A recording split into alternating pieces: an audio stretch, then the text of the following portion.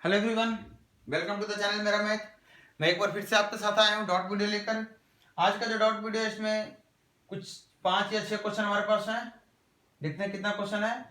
देखिए, अभी तक जो बच्चे चैनल को सब्सक्राइब नहीं किया आप सब्सक्राइब कर लीजिए। जिनको पता है डॉट वीडियो कैसे आप पूछते हैं, कैसे आप क्वेश्चन को भेजते हैं मेरे पास, उनको मैं बता दूं। जिनको पता मतलब अच्छी बात है, जिनको नहीं पता उनके लिए बता दूं। आप फेसबुक पेज का लिंक दिया हुआ डिस्क्रिप्शन बॉक्स में, आप उसको फॉलो कीजिए और वहां पे क्वेश्चन पोस्ट कीजिए, जो भी डॉट वीडियो आपका डॉट क्वेश्चन आपका आता है। देखिए, जैसा कि पहला क्वेश्चन आज आपके स्क्रीन पे क्या कह रहा है, कह रहा है 5% की हानि पर एक कलम को और 15% के लाभ पर एक कलम की बात कर रहा है और एक किताब की बात कर रहा है, पुस्तक है। बोल रहा 5% की हानि पर एक कलम को बेचता है और 15% के लाभ पर एक पुस्तक को बेचता है, किताब को बेचता है। तो करीम को 7 रुपए का लाभ होता है। कितना लाभ होता है? 7 रुपए का। ये लाभ है। सवाल कर रहा है करीम को यदि वह कलम को 5 रुपए लाभ पे बेचे, अगर कलम को 5 रुपए लाभ पे बेचे और किताब को सिर्फ 10 रुपए लाभ पे बेचे, किताब को सिर्फ 10 रुपए लाभ पे बेचे, तो उसे 13 रुपए का लाभ होता है। आपको बताना है पुस्तक की वास्तविक कीमत क्या है। अब देखिए, कलम का जो भी प्राइस होगा, कलम का प्राइस जो भी होगा, जो भी उसकी कीमत होगी उसका 5% आपने हानि किया होगा। मतलब अगर एक एग्जांपल के तौर पे समझिए कि 100 रुपए की कलम अगर होगी तो आपको पहली बार 5 रुपए का लॉस हुआ होगा और दूसरी बार 5 रुपए का फायदा। कहने का क्या मतलब है, अगर दोनों बातें हम एक साथ जोड़ने की कोशिश करें, कंबाइंड करने की कोशिश करें, दोनों बातें मिलाने की कोशिश करें। जैसे पहली बार आप ऐसा कह सकते हैं कि एक बार आपने पेन लिया, एक किताब लिया, दोनों को बेच के आया, आपको 7 रुपए का फायदा हुआ। आपने दूसरी बार क्या किया, सेम टाइप का एक पेन और लिया और सेम टाइप का एक बुक और लिया और दोनों को बेच दिया, आपको 13 रुपए का फायदा हुआ। मैं बोलूंगा भाई आपने कुल मिलाकर 2 कलम बेचा, 2 किताब बेचा, आपको कितना फायदा हुआ? आप बोलेंगे सर 20 रुपए का। आप बोलेंगे 20 रुपए का फायदा हुआ है। मैं बोलूंगा भैया पेन पे तो आपने पहली बार 5% लॉस किया है, बाद में 5% फायदा कमाया, मतलब कुल मिलाकर बात करूं पेन पे तो आपको तो फायदा ही नहीं हुआ है। जितना आपने फायदा कमाया उतना लॉस कर दिया था पहले। आपको फायदा कहां हुआ है? तो किताब पे, क्योंकि किताब पे पहले 15% और बाद में 10%, कुल मिलाकर 25% जो किताब पे फायदा हुआ है, यही आपका फायदा है 20 रुपया। आप खुद बताइए, अगर 4 से गुना कर दे इसको तो किताब पे कितना परसेंट फायदा हो जाएगा? 100%। और इसको 4 से गुना कर देंगे तो कितना हो जाएगा? 80। इसका मतलब अगर 100% किताब पे फायदा कमाना है तो आपको 80 रुपया कमाना होगा फायदा। और 100% किताब पे फायदा कमाने का मतलब जितना में किताब है उतना ही में आप किताब कमा रहे, किताब पे फायदा कमा रहे हैं। इसका मतलब अगर किताब में आप 80 रुपये का लाभ ले रहे हैं तो इसका मतलब किताब का दाम भी 80 रुपया ही था। देखिए, एक क्वेश्चन और है। एक क्वेश्चन जो आपके स्क्रीन पे है, एक क्वेश्चन में आपको परेशान नहीं होना। क्वेश्चन क्या है? क्वेश्चन कह रहा है कि x to the power 6 minus 18x³ plus के, इसको अगर एक वर्ग, पूर्ण वर्ग होना है, परफेक्ट स्क्वायर अगर इससे बनाना है तो k की वैल्यू क्या होगी? कभी भी इस तरह की चीजें जब आती है आपके सामने तो आपको करना क्या होता है, आपको चेक करना होता है कि ये जो पावर है और ये जो पावर है क्या इसका वर्गमूल्य है, तो आप कहेंगे हाँ, या फिर इसका वर्ग ये है तो कहेंगे हाँ। मतलब क्वाड्रेटिक रूप में होना चाहिए।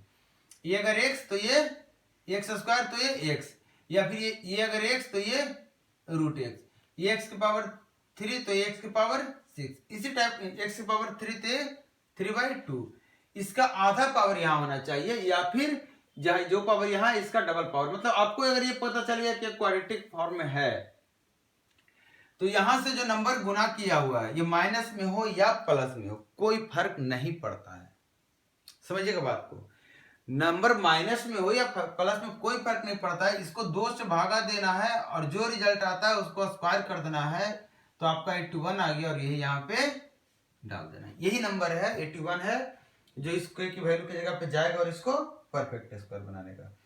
आपको एक बात और ध्यान रखना, ये हमेशा पॉजिटिव होगा।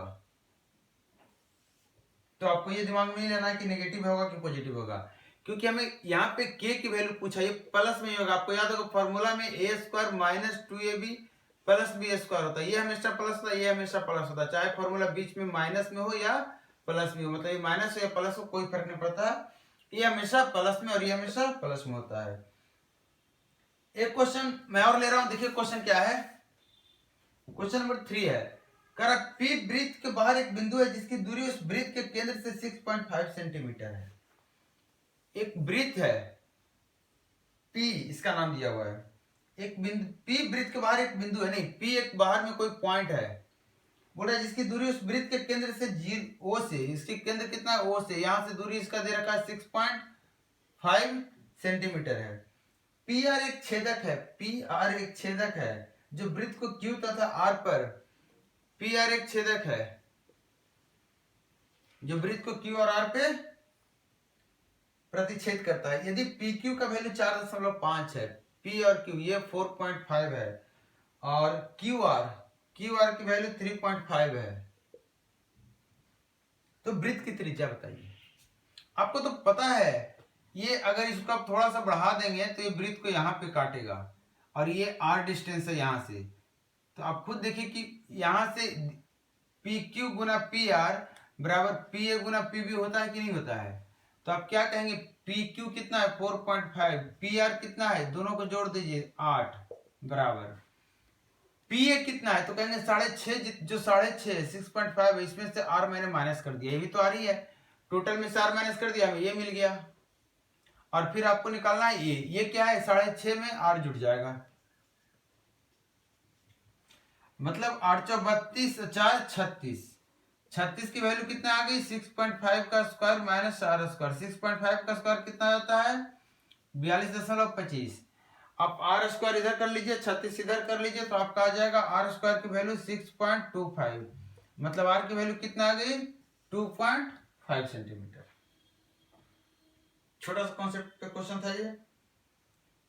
नेक्स्ट क्वेश्चन आप देखिए स्क्रीन पे, करा the average of two numbers is 62 if 2 is added to, question number 4 है sorry, if 2 is added to the smallest number the ratio becomes 1:2, the difference of the numbers is, दो number है जिसका average 62 है, आपसे बोलूंगा sir total कितना है, तो कहेंगे सर गुना कर दे रहे हैं 6 दूना 12 और ये 4, यही टोटल है दोनों नंबर का। इसमें से अगर आप बोल रहा है कि दो ऐड कर दे रहे हैं, लीजिए दो छोटे वाले में से हम ऐड कर दिए टोटल में, तो इतना हो जाएगा, छोटे वाले में दो ऐड करेंगे तो टोटल इतना हो जाएगा। तो आपको ये बोल रहा है कि जो नंबर्स होता है 1 और 2 के रेशियो में जाता है, तो 1 और 2 के रेशियो में अगर नंबर है तो इसको डिवाइड कर दीजिए 1 और 2 के रेशियो में, 3 से काट दीजिए, 3 चौ 12 3, ये 42 और ये कितना हो गया 84। इसका मतलब जब दो आपने ऐड किया था तो बड़ा नंबर 84 था, छोटा 42, जबकि ऑलरेडी दो ऐड किया हुआ नंबर, मतलब ओरिजिनली ये कितना था, यही 40 था। आपसे पूछ रहा है इन दोनों का अंतर कितना, आप देख लीजिए 44 है। नेक्स्ट क्वेश्चन देखिए, यदि एक वृत्त की जीवा उसकी परिधि पर 30 डिग्री का कोण बना रहा है, आपसे बात कर रहा है कि एक वृत्त है जिसकी जीवा, एक जीवा है उसके परिधि पर 30 डिग्री का कोण बना रहा है, लीजिए बना लिया, तो क्रमशः वृत्त के त्रिज्या तथा जीवा की लंबाई का अनुपात क्या होगा, आपका दोनों का अनुपात बराबर होगा, मतलब 1:1 होगा। कैसे, आप देखिए ये 30 है तो सेंटर पे कितना बनाएगा कोण, तो आप कहेंगे सर 60 डिग्री, जीवा ये है ना और त्रिज्या ये है, तो अगर ये 60 डिग्री है, ये भी 60 है, ये भी 60 है, क्योंकि बेस का दोनों बराबर होगा, ये रेडियस है ये भी रेडियस है, दोनों एंगल बराबर होगा, 120 का दो भाग में बांटिए तो ये 60 60, ये समबाहु त्रिभुज बन गया। तो समबाहु त्रिभुज की सारी भुजा बराबर होती है, ये भी भुजा ये भी भुजा, तो क्या हो जाएगा रेशियो 1:1। एक क्वेश्चन और देखिए,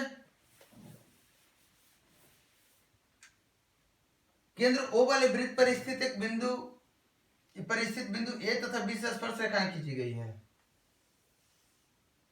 केंद्र O वाले वृत्त पर स्थित A तथा B से स्पर्श रेखाएं खींची गई है, मतलब एक पॉइंट A यहाँ है और एक पॉइंट B यहाँ है और ये O है, यहाँ से स्पर्श रेखाएं खींची गई होगी, मतलब टेंजेंट खींचा गया, तो कहीं ना कहीं तो टेंजेंट आपको मिलेगा जो बिंदु P पर मिलती है। यदि AOB बराबर 120 है, AOB 120 है, मतलब इसको मिला देंगे तो ये हमारा हो जाएगा 60, टोटल 120, तो ये कितना हो गया 60। AP का वैल्यू 6 है, A और P का वैल्यू 6 है, तो त्रिज्या APB का क्षेत्रफल APB बन जाएगा। क्वेश्चन आपसे देखिएगा, ये 60 डिग्री है, ये ट्रायंगल में देखिए AOP में ये 6 डिग्री है, सॉरी 6 है, तो आप मुझे बताइए कि ये 60 है ये 6 है, तो ये कितना होगा, तो आप खुद पता है आपको, ये एंगल आपका 30, ये एंगल ये आपका 90 टेंजेंट का है। 30 के सामने कितना होता है 1, और हाइपोटेन्यूज कितना होता है 2, ये कितना होता है √3, इसकी वैल्यू √3 है, मतलब √3 की वैल्यू 6 दे रखा है, तो एक की वैल्यू कितनी होगी 6/√3, मतलब ये निकल जाएगा 6/√3, तो आपका कितना हो जाएगा 2√3।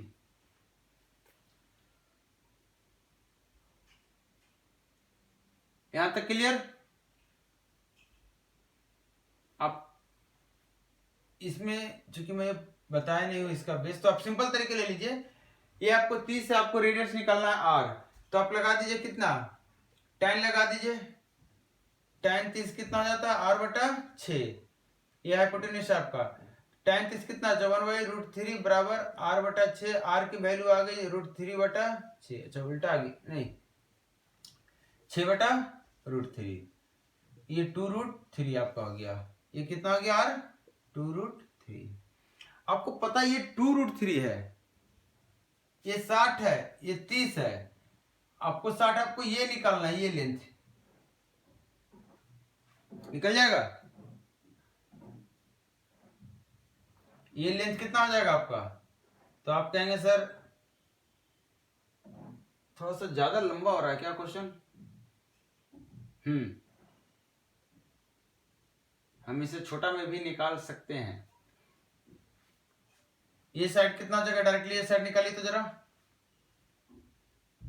आपका cos 30 लगाइए, cos 30 की वैल्यू कितनी हो गई, ये x मैंने बोला तो x/6, क्योंकि ये 90 डिग्री है, तो x की वैल्यू 6√3/2, 3√3, ये कितना हो गया 3√3।